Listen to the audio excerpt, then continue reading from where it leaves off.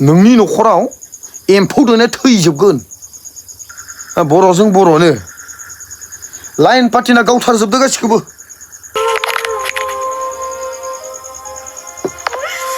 नोंसोर गाबोननि दिनाव सोरखौबा गावथारबावगोन नोंसोरो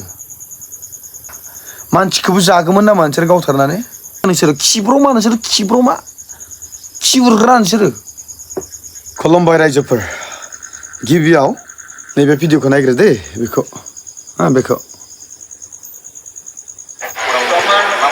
दावराव दावसिथ' जानाङा बेथ' खुनु रायजोफोरनि जेबो भुल गैया जोंनि डिपार्टमेन्टनिबो जेबो भुल गैया जे हाग्रायाव टहलफारिफोरजों जादों सोरखौबा खालामनो सोरखौबा माबा मोनसे खालामनो जेन'बा गावग्रोदों होननाय खोनादों आङो दा बेवहाय प्रटेक्सन खालामबाय प्रटेक्सन खालामनायाव गावलायलायनायाव थैबाय फरेस्ट डिपार्टमेन्टनिफ्रायबो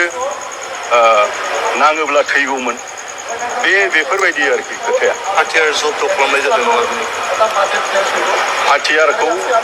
दासिमाव मोनखोना मोनदिया आंनिसिम रिपर्ट गैया दे गाव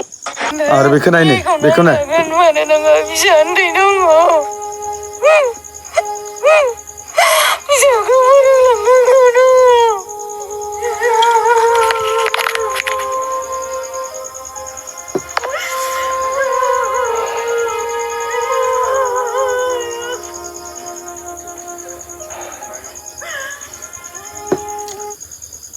नुबाय दा नुबायना मोजाङानो नायबाय बेसेबां दुखुनांथावना बेसेबां बिखा खामथावना बेसेबां बिसोरनि न'खरा दिनै दुखु भुगिनो गोनां जादों नाथाय जोंनि EM जेम्स बसुमतारी ना नों बेसेबां फरायनाय जाखो जाबायदि स्टेटमेन्ट नों होबाय दिनै बेथ' गनायथाव नङा बोरो हाथियारालाय देखायदो रा हाथियारफोरखौ देखायदो नायनोसै मा मोनदोंमोन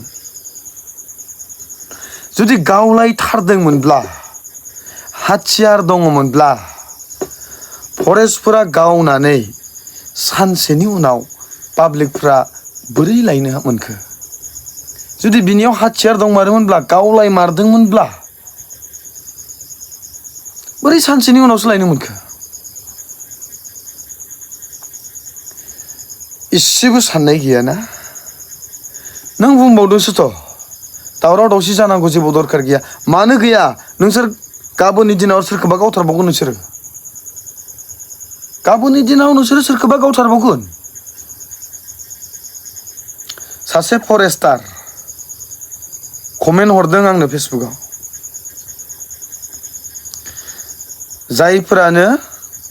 जायफोरानो बारियाव हाबगोन बिसोरखौनो गावथारजोबनांगौ बर' जा हारसा जा सोर एथबां अधिकार होदों देलाय बुंलाय मिथिगौ दायखौ मावदोंब्ला गनाय नङा नाथाय बे गनाय नङानि ओंथिया बे नङा जे मोननाय लोगो लोगो गावथारनांगौ मा नोंसोरो मै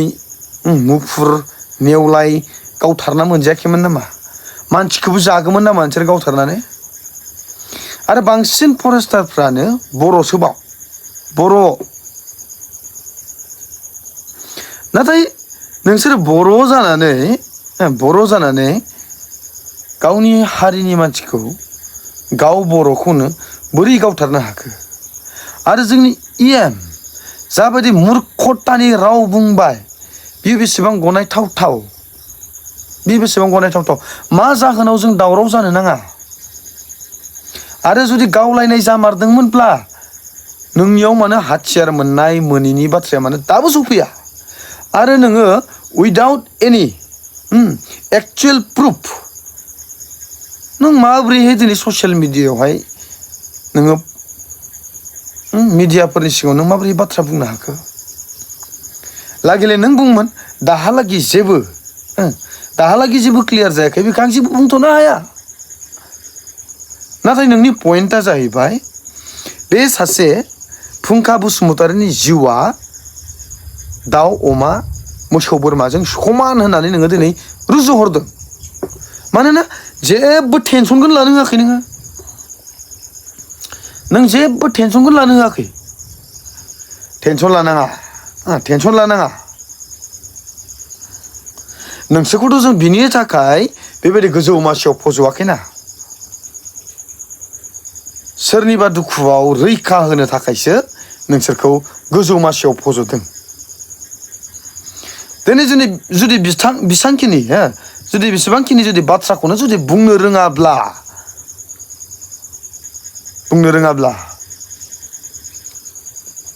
मानोथो EM जाखो नोंसोर माब्लाबा अखिल गगैफोर बायदि बाथ्रा बुंनो हादोंना अखिल गगैया बुंदों जुदि एबाराव दैबानानि मुङावहाय 10 लाख जुदि न' लुनो जुदि फैसा मोनाब्ला थांनाय जेरै सदनावहाय टेबोलाव गाखोदोंमोन बे बाराव हिमन्त बिश्व शर्मानि टेबोलाव गाखोगोन होननानै अखिल गगैया बुंदों नोंसोरहा मा पावार दङ बेफोरबायदि बुंनो हानाय जेबो गैया नोंसोरो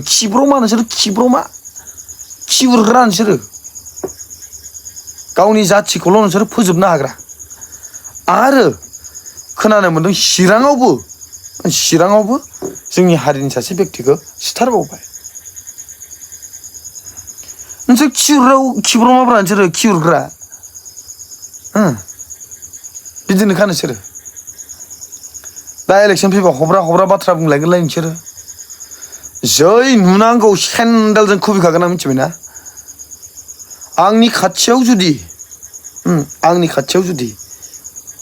आं लोगो मोनसनबायोब्ला खोथा गैया सेन्देलजों खुबैखागोन आं मिथिखा नोंसोरो इलेक्सन फैबाल' गोदै दिनै सासे मानसिनि जिउखौ नोंसोरो दाउ अमा सैमाफोर बायदि खालामदों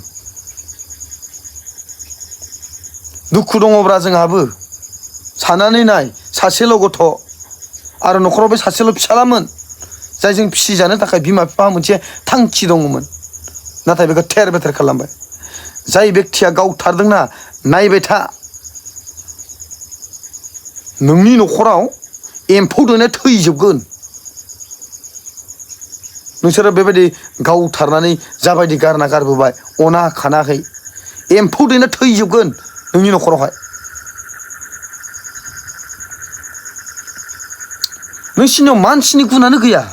सिलायखौ मोन्दों होन नामा मानसि गावनोसो होदों नामा नोंसोरलाय माथो मैदेर मासेखौनो होनो हाया माथो नोंसोरो दिनै मानसि गावथारनो फैदो आरो जुदि मानसि माहारिनि थांना थानायखौ एसेबां नायनो बाबायब्ला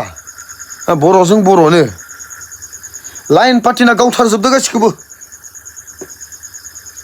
गावथारजोबदो सासेबो दोननांला मानो थोबाव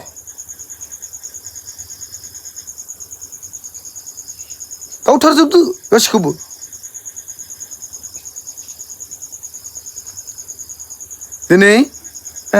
दिनै पार्टीनि किसुमान मानसिफ्रा सासे सानैया मा खालामदों कमेन्ट खालामदों खिन्थु बिस्रा पावार गैया बुंनो हानाय बोलोआनो गैया कमेन्ट खालामदों जाम्बा मूर्ख होननानै नोंनि न'नि व्यक्तिखौ गावथारनायमोनब्ला नों मा बुंगौमोनलै मा बुंगौमोन नोङो रायजोफोरखौ फैदो सहाय खालामफैदो होनना बुंगौमोन दा आंनि न'खरनि जानानै बाथ्रा बुंफै होननानै नोंसोर बुंगौमोन ना जुदि नोंसोरनि न'खरनि मानसिखौ गावथारनायमोनब्ला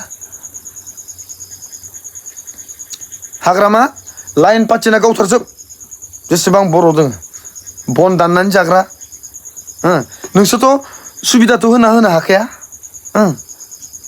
थेलाफोरजों बन लायनानै बन गोरानफोरखौ लायना जानायफोरखौबो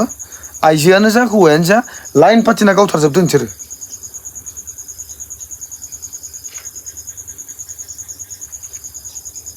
साला इलेक्सन समावबा गोदै जेब्ला समस्या जायो न'खराव गामियाव नोंसोरो मा बिजिरनाय होयो नोंसोरो लाबो रायजोनि गेजेराव लाबो सोर गावथारदों जों रायजोआ बिजिरगोन बेखौहाय नोंसोरबायदि लिडारा थानांगौब्ला बर' हारिया जोबलांनो सम नांनाय नङा मिथिबायना दा BPF UPPL जादोंना एखेमोन एखे मिथिबाय गाज्रिल'सो मोनगौनांगौ रावखौबो राव पात्ता गैया पार्सनेल डेभेलपखौ नायनाङाब्रा नाथाय हारिनि थाखाय समाजनि थाखाय मोजांखौ माव अनसायजानाय मोनगोन जुग जुग मासियाव जिरायनो मोनगोन बेसेबां दुखुनांथावना जोंनि मानसिफ्रा दिनै पार्टिखौ लानानैल' आं खालामो हब्रा खोथा बुङो नाथाय दिनै बोरो मेसें बोथोरनि एम्बुफोर बायदि हाबसुना थाजोब्बाय आसान गाननानै थाजोब्बाय बांगालफोर बायदि जि खावख्लुमनानै थाजोब्बाय मेन खामानि मावनांगौआनो बेफोरनि थाखायसो रैखाथि होनाय गावनि हारिनि मानसिफोरखौ बिसो जुदि मासियाव जिरायदोंब्ला पावारा दङब्ला लाजिनाङा दे बुंनायखौहाय आं हले सिदा सिदिसो बुंखादों नोंसोर पार्टिनि खोथा बुंनो फैयो